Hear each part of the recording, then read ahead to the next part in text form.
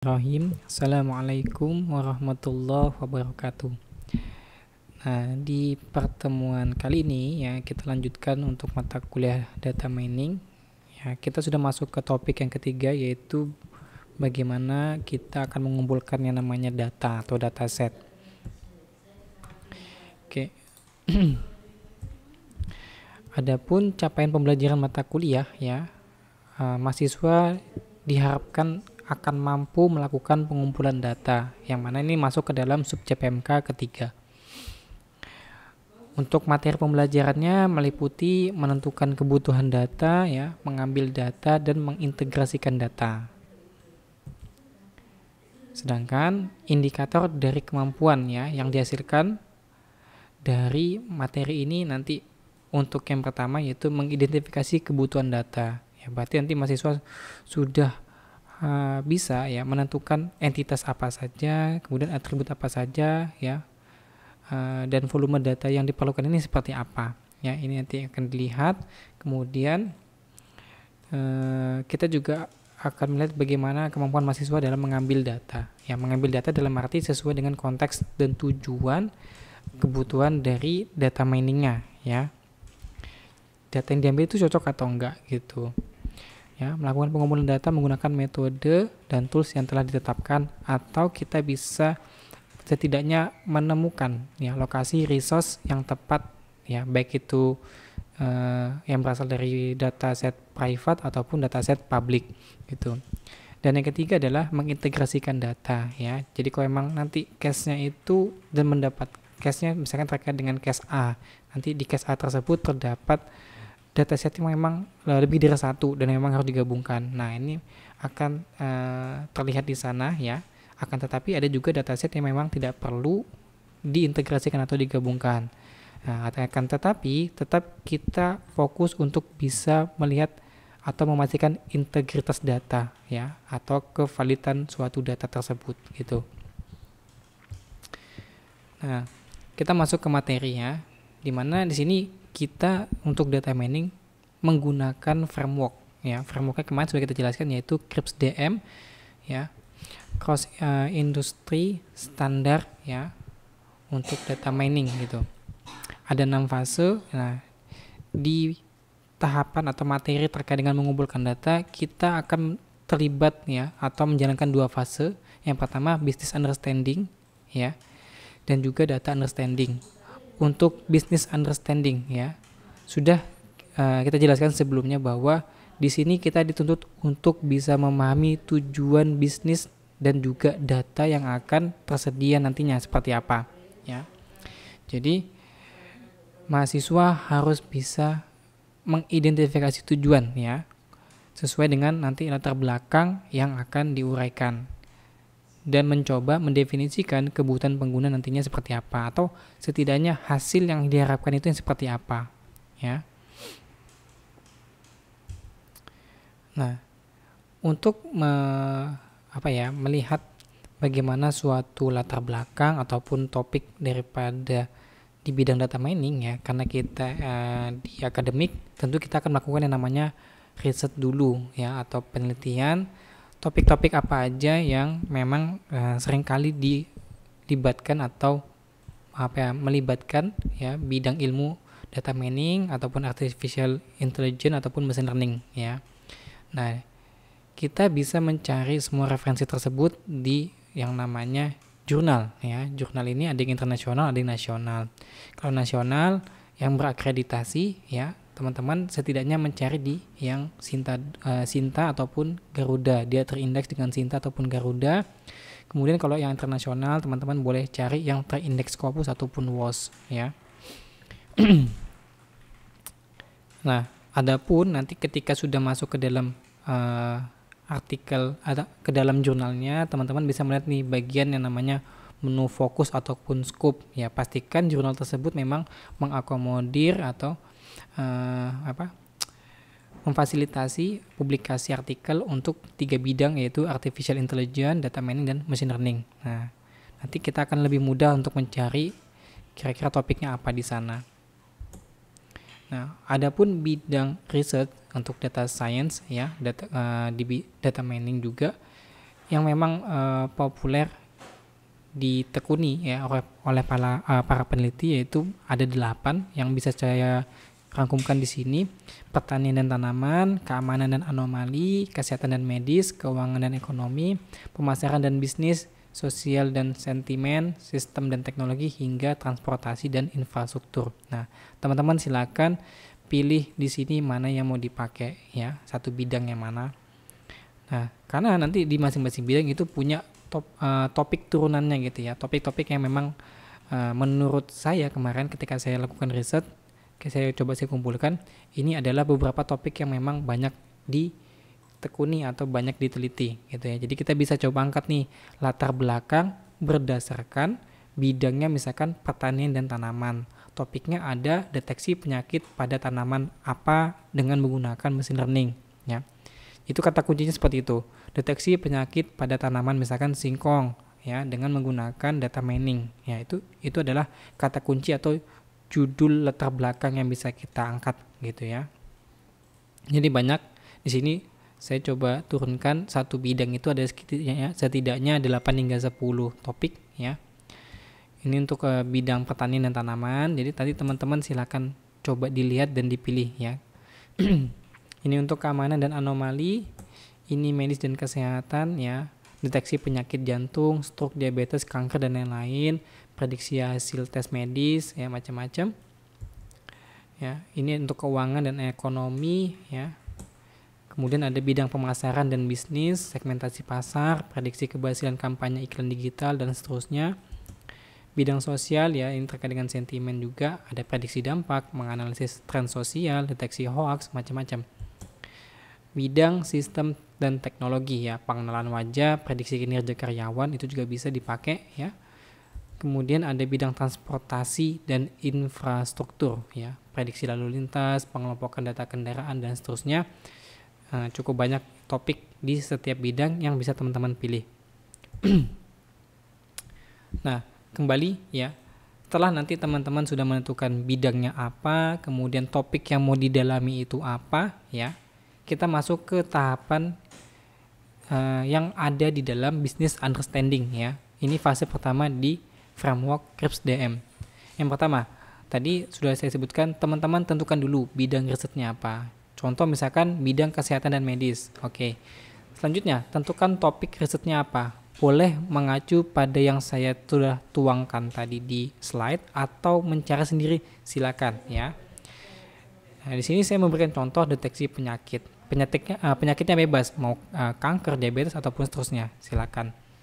Nah, kemudian teman-teman lakukan studi literatur risetnya. Jadi harus berdasarkan hasil studi literatur ya, penelitian terdahulu. Setidaknya teman-teman temukan satu artikel yang relevan, hanya cukup satu ya, tidak lebih daripada satu ya. Dan ini nanti akan dijadikan referensi ya, yang wajib dilampirkan gitu.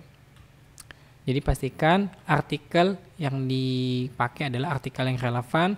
Kemudian lakukan review artikel dengan menemukan jawaban khususnya pada identifikasi tujuan daripada penelitian ini dilakukan seperti apa ya, dan juga mendefinisikan ya kebutuhan pengguna ataupun hasil yang diharapkan dari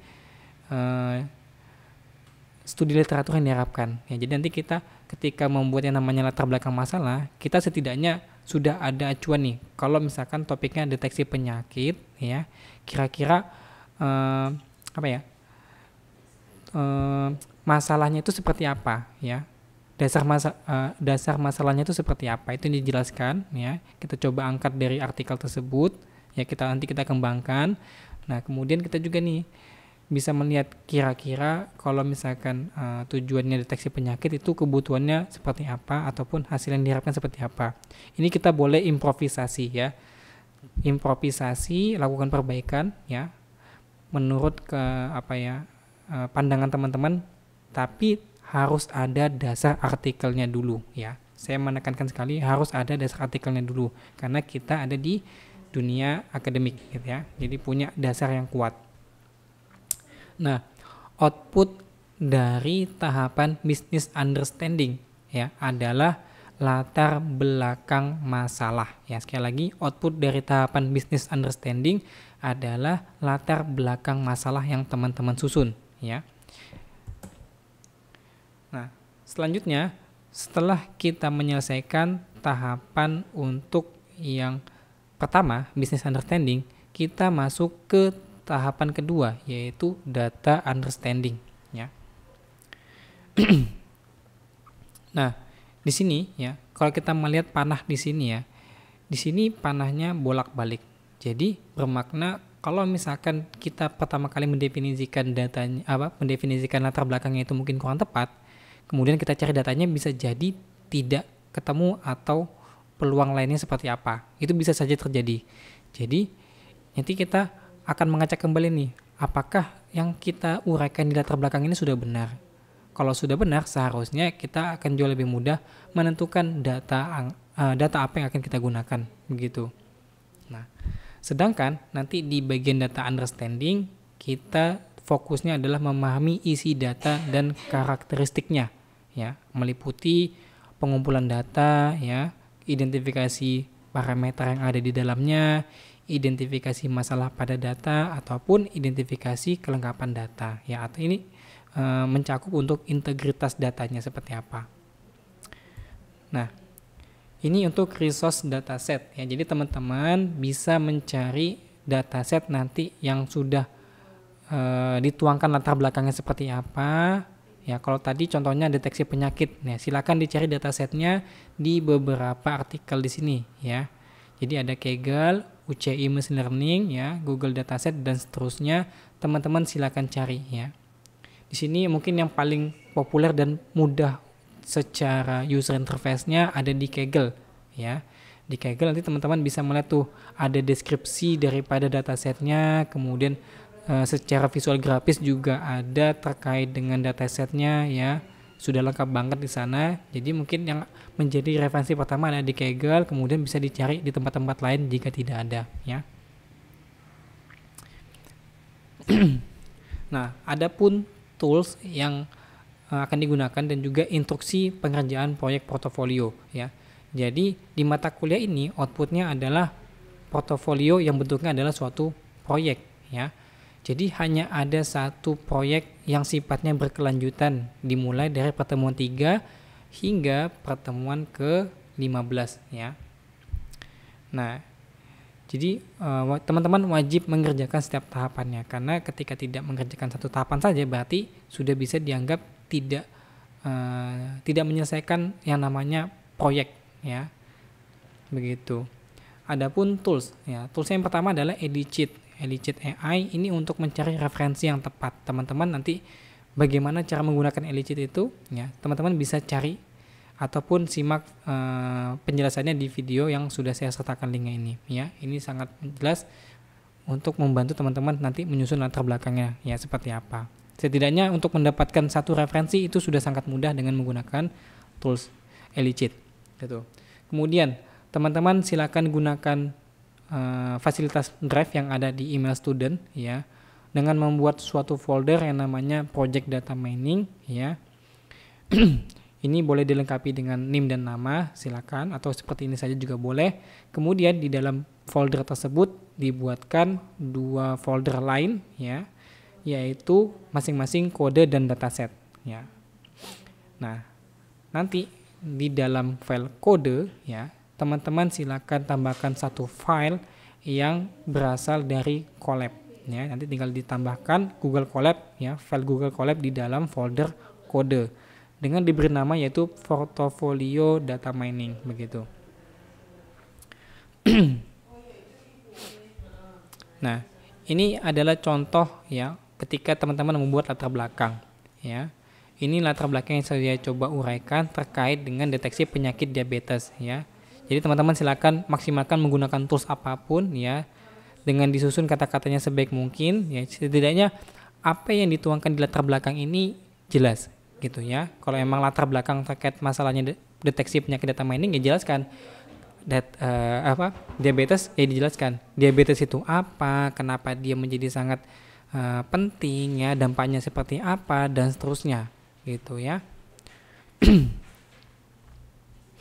Nah, selanjutnya ini terkait dengan dataset ya. Jadi nanti kalau teman-teman sudah fokus ke dataset, berarti ada di tahapan kedua, yaitu data understanding. Nah, di data understanding ya, outputnya adalah penjelasan seperti ini ya. Jadi tentang dataset ya.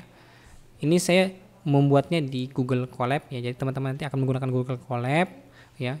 Tidak ada file lain selain Google Colab, teman-teman. Untuk data set ya, ini penjelasan tentang datasetnya dulu ya. Pengumpulan datasetnya didapatkan dari mana itu dijelaskan ya. Misalkan websitenya apa, nama datasetnya apa, nanti kontributornya apa, tahunnya berapa ya, itu dijelaskan.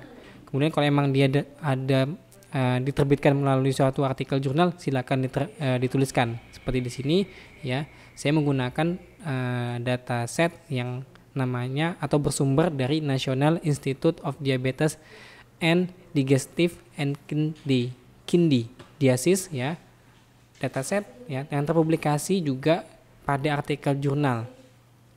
Ini artikel jurnalnya, nama jurnal, judul artikelnya ya, dan ini sumbernya dari Kaggle. Ini untuk yang pengumpulan data. Setidaknya ini dijelaskan detail seperti itu. Kemudian identifikasi parameter yang ada ya.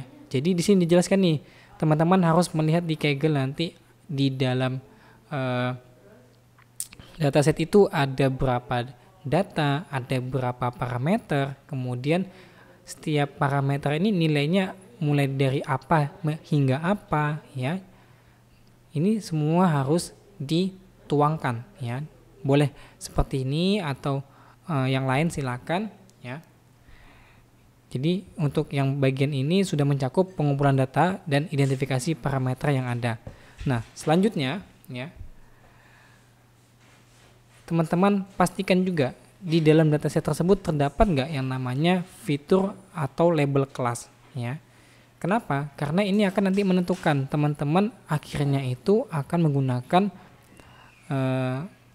pendekatan algoritma yang berasal dari klasifikasi atau klasterisasi ya. Kalau teman-teman mendapatkan dataset yang tidak ada fitur atau label kelasnya, berarti teman-teman akan menggunakan teknik yang berasal algoritma yang berasal dari teknik klasterisasi ya. Sedangkan untuk yang sebaliknya, ketika memiliki fitur atau label kelas, maka teman-teman akan menggunakan algoritma yang berasal dari teknik klasifikasi, begitu ya. Baik, mungkin sampai di sini ya pembahasan untuk materi kita ya. Saya akhiri, wassalamualaikum. Ini ya, mohon maaf, ada satu lagi ya, mohon maaf. Nah, ini adalah contoh tentang dataset ya. Dataset yang nanti teman-teman akan temukan kalau menggunakan Kaggle ya. Jadi di Kaggle contoh ini ada dataset yang tadi saya digunakan ya, terkait dengan identifikasi masalah pada dataset ya. Jadi teman-teman mengacunya berdasarkan statistiknya ya, ataupun distribusi ataupun korelasi. Tapi kalau di Kaggle itu adanya statistik dan distribusinya. Jadi yang di sini ya, ini namanya grafik distribusi data parameter. Jadi kita bisa melihat data misalkan dari 78 hingga 443 ini sebenarnya besarnya di bagian mana ya, yang kecil juga di bagian mana. Jadi kita bisa melihat apakah sebarannya berimbang ataukah cenderung ke bagian bawah atau atas ya, bisa kita lihat. Untuk statistiknya kita bisa melihat di sini ya, minimumnya berapa, kemudian maksimumnya berapa ya. Ini rata-ratanya juga. Setidaknya informasi yang kita dapatkan melalui Kaggle untuk statistik sudah cukup lengkap seperti ini ya. Dan di sini ya untuk identifikasi kelengkapan data. Jadi kita bisa melihat juga di Kaggle bahwa tadi datanya ada 390 ya. Dan di sini dinyatakan semuanya hijau atau valid 100%. Kalau memang nanti ditemukan dataset dengan parameter misalkan ada yang missing ya, di sini akan tampak jumlahnya berapa ya, di sini persentasenya berapa. Begitu juga untuk yang mismatch ya. Mismatch itu juga sama, nanti akan kelihatan tampak gitu. Oke. Jadi mungkin kurang lebih seperti itu yang bisa saya jelaskan terkait dengan materi di pertemuan ketiga, yaitu mengumpulkan data. Nah, nanti kita akan lihat apakah teman-teman dalam pengerjaannya akan mengalami kendala seperti apa. Nanti kita akan bahas dan kita review di pertemuan selanjutnya. Akhir kata, wassalamualaikum warahmatullahi wabarakatuh.